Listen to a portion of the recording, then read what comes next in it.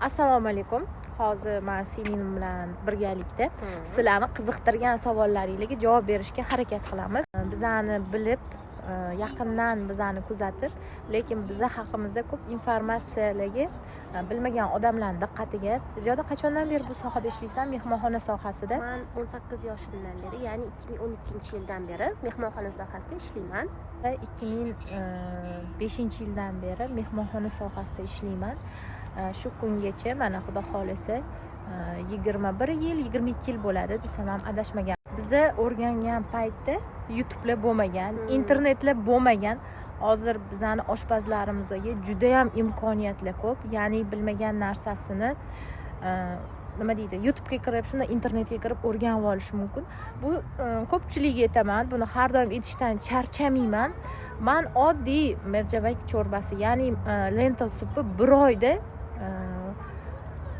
shunaqangi qiynalib o'rganganman, chunki o'sha paytda ustoz shogird an'analari bo'lgan. Kelib srazi bizga ovqat qilishlarni o'rgatilmagan. Bu hammaga sir emas. Povurlar boshida kartoshkalar artganmiz. Meni ishga kirishim ham qiziq bo'lgan. Boshda shunchaki ish o'rganaman deb kirganman, lekin ishga qolishim uchun avstraliyalik shef kelganlar. Ular aytganlar, "Sen menga tuxumsiz, unsiz desert qilib bersang, men seni ishga olaman, ofitsialniy" deganlar.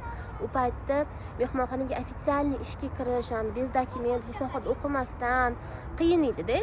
Keyin men harakat qilib, u paytda YouTube, internetlar yo'q, ChatGPTlar yo'q, so'rayman desangiz harakat qilib, izlanib 3 xil desert qilib berganman, tuxumsiz, unsiz. Yeb ko'rib, "Vau!" deb o'zlari ham hayron qolganlar. "Nimadan qilding buni?" deganlar. Aytib berganman, men hamma narsani meni srazi ishga olib qo'yganlar. Eng qiziqarlisi 15 ta povurlarning orasida men povurlikka o'qimaganman, ya'ni tarjimon gid bo'lib o'qigan bu paytda to'g'ri 17 yoshli qizcha edim. Meni ishga olib qolishgan. Men hozir bundan juda ham faxrlanaman. 3 qop 4 qop kartoshkalar artganimga ham afsuslanmayman. Hozirgi kunda Redison mehmonxonasida shef povur bo'lib ish faoliyatimni olib kelyapman.